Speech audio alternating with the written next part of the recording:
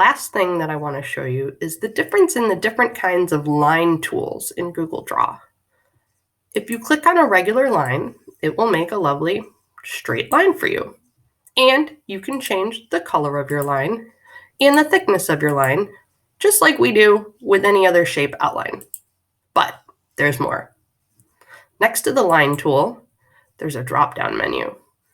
You can have a line that looks like an arrow, and you can change the type of arrow, and you can change the size of the arrow. You can have a line that is a scribble. So when you click and hold, you draw a line. And again, you can change, I have an arrow on that one. You can change the thickness. You can change the color. But there's two other really cool shape tools too that you're going to want to know about. One is the polyline tool. This tool allows you to click and drag and click again, and it makes a corner of a shape. So you see how I move again and it's making, so I'll click, I'll move in, click. Every time I click, it makes a point or a corner on my shape.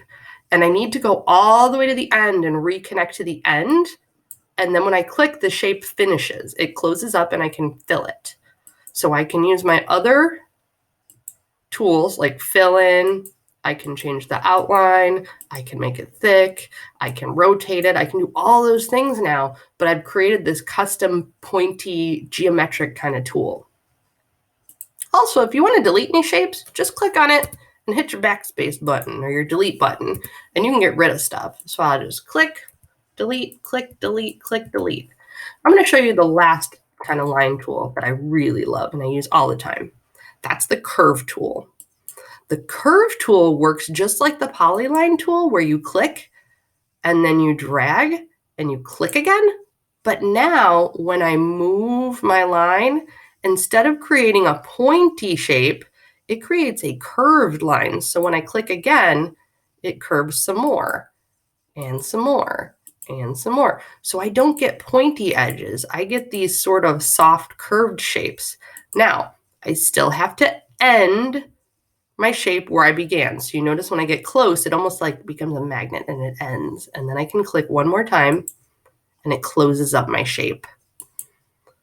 I can change the fill, I can change the outline, I can change the thickness, I can rotate, I can go in and I can layer my shapes again. Remember, bringing this forward, control up, control down, and use those shapes just like I would any other shape.